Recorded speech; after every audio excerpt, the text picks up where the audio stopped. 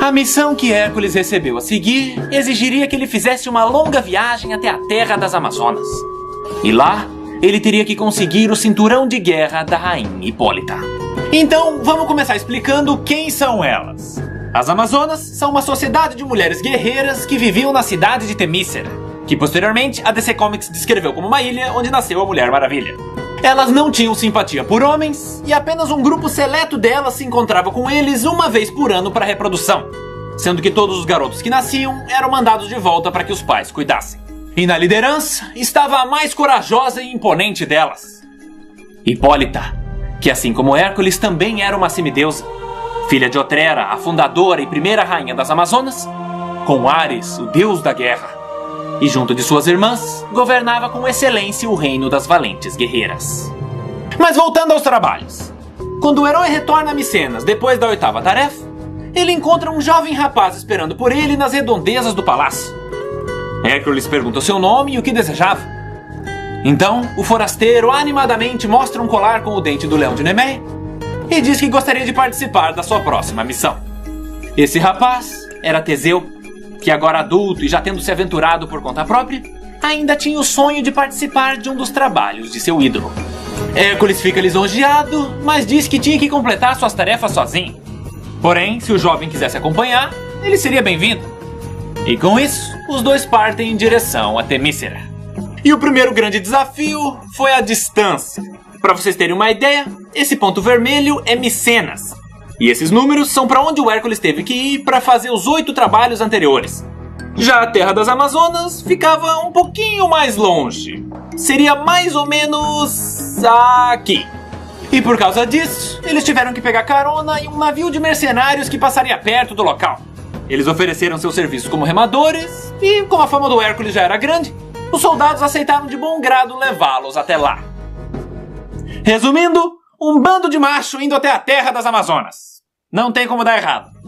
Depois de uma longa viagem, os mercenários chegam no local e se preparam para aportar o navio, sem saber que as habitantes já estavam cientes de sua chegada. Os tripulantes saem da embarcação e pisam em terra firme. Mas assim que eles veem um grupo de guerreiras apontando suas lanças, o herói vai à frente e diz que precisava falar com a rainha. E a essa altura, as Amazonas já tinham ouvido falar dos feitos heróicos de Hércules. Então, após uma demonstração de força que provava que ele era o dito semideus, as guerreiras coletam as armas dele e de seu colega e os escoltam até o trono de Temícera. Chegando lá, Hércules tira a pele do leão que vestia, vai até a rainha e faz uma reverência. Bom dia, Rainha Hipólita. Em primeiro lugar, eu quero agradecer a oportunidade de conversar com a Vossa Alteza. Eu dispenso as formalidades. O que te traz aqui? Justo. Em resumo, eu estou em uma jornada de redenção divina. Já cumpri 8 de minhas missões. Mas para realizar a tarefa seguinte, eu preciso de seu auxílio. Eu já ouvi falar de seus trabalhos. Sua fama precede, filho de Zeus. Inclusive, essa pele é a do leão de Nemeia, não é? Sim, foi o meu primeiro trabalho. Quando eu era criança, minha mãe me contava histórias deste leão, sobre o quão forte e perigoso ele era. Posso saber como você o derrotou? É claro. Quando eu encontrei, ele avançou em um ataque frontal. E como sua pele era impenetrável, eu tive que dar um mata-leão nele. Literalmente. Típico. 2 machos alfa em uma disputa de músculos. Sabe, o leão é um dos símbolos de meu pai. O guerreiro mais brutal que já existiu. Ninguém manuseia uma espada como ele. Uma pena que, assim como todos os homens, ele seja um imbecil. Atena provou isso mais de uma vez. Você sabia que são as leoas que caçam para alimentar os leões e os filhotes? Elas são mais rápidas, mais inteligentes e mais disciplinadas. Se o seu trabalho tivesse sido enfrentar uma leoa de Nemeia, eu garanto que não teria sido tão fácil. Se você me permite perguntar, existe algum motivo específico para o seu ódio aos homens? Nós Amazonas não odiamos os homens. Apenas vivemos melhor sem eles. Até porque, se eu precisasse de um ser impulsivo e que fica excitado a todo momento, eu teria um cachorro. Eu entendo a sua visão. Mas eu preciso dizer que nem todos os homens são assim. Eu não sou assim. A minha mãe foi morta por um herói, assim como você. Ele veio montado em seu cavalo alado, armado com sua soberba. Achava que podia fazer o que bem entendesse. E essa mesma soberba que o fez matar, também o fez morrer. Ele se achava digno de viver entre os deuses. O seu fim era óbvio. E esse é o grande problema dos homens.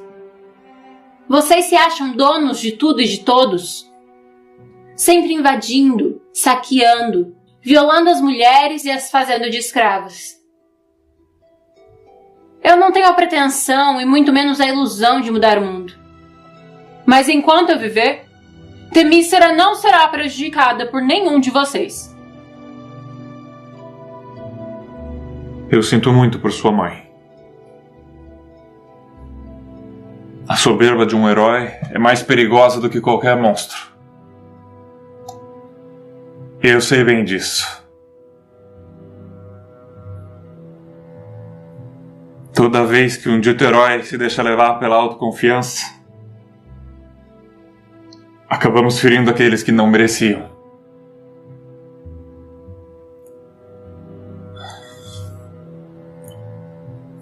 Hipólita, eu peço que você me empreste o seu cinturão. Prometo trazê-lo de volta o quanto antes. E como prova de confiança, eu me coloco à sua disposição.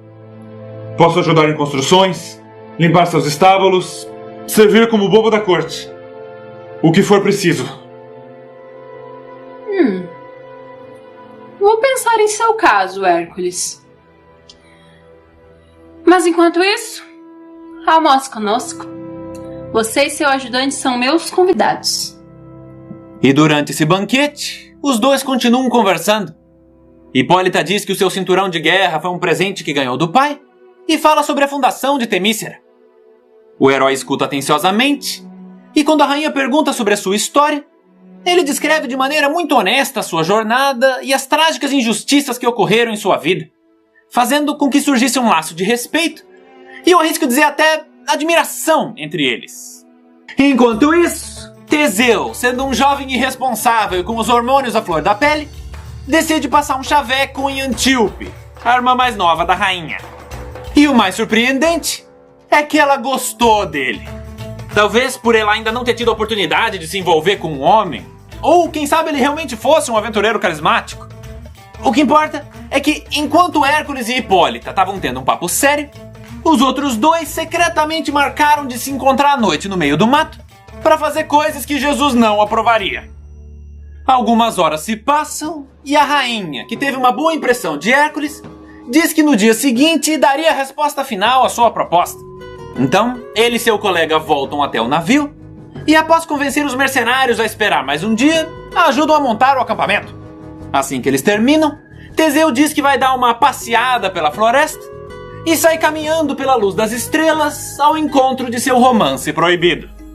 Mas o que ninguém em Temícera imaginava é que todos esses acontecimentos estavam sendo observados por uma entidade superior. Era a vingança implacável do Olimpo.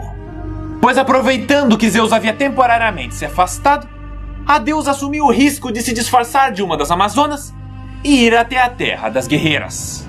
E depois de acompanhar atenciosamente tudo o que ocorria, e principalmente sabendo que a irmã mais nova da rainha não estava por perto, ela toma a aparência de Antíope e vai até o palácio. Hipólita! Olá, irmã! É impressão minha ou você tá um pouco diferente? Sim, claro. Eu alisei o cabelo. Ficou bom em você? Quais são as novidades? Infelizmente, eu trago más notícias. Hércules e seus mercenários estão planejando um ataque. Ao amanhecer, eles vão tentar invadir o palácio para te assassinar e roubar o cinturão. Você tem certeza disso? Sim, irmã. Eu os espionei e vi a conspiração com os meus próprios olhos.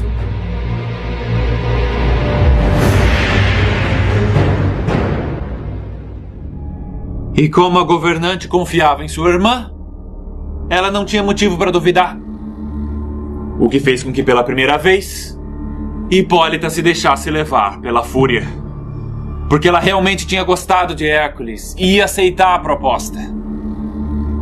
Mas por culpa de Hera, toda essa expectativa estava prestes a se transformar em sangue. Mais algumas horas se passam e ao nascer do sol, enquanto Teseu dormia tranquilo ao lado de Antíope na floresta, Hércules é bruscamente acordado pelos soldados com o aviso de que estavam sendo atacados. As Amazonas chegaram numa investida relâmpago. Pentesileia liderava o exército, enquanto Hipólita, vestindo seu cinturão de guerra, avançava com o único propósito de matar o semideus traidor. O herói mal teve tempo de pegar sua espada e a rainha já estava disparando golpes, obrigando Hércules a se defender, mesmo sem ter ideia de por que estava sendo atacado. E Hipólita não era uma adversária qualquer. Ela era a filha do deus da guerra, treinada desde a infância para derrotar inimigos maiores do que ela. Pela primeira vez em sua vida, Hércules encontrou alguém que podia enfrentá-lo de igual para igual. É uma pena que tenha sido na única vez em que ele não queria lutar.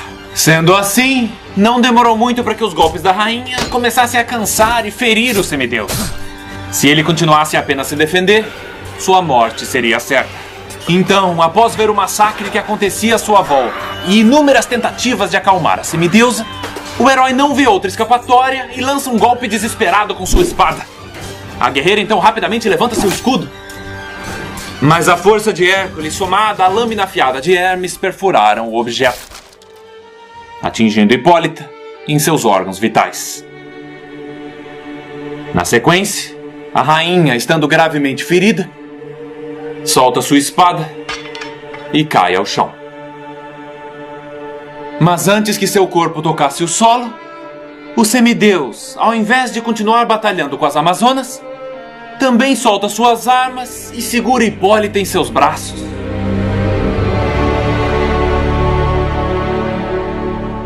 A tristeza era visível em seu olhar.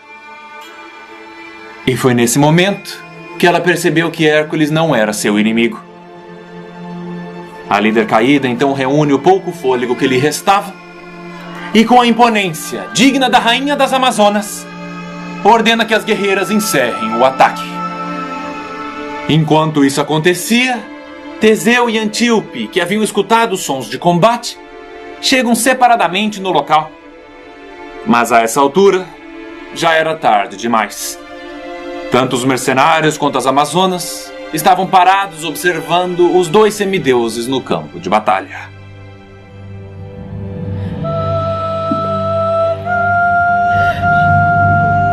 Por que, Hipólita? Por quê?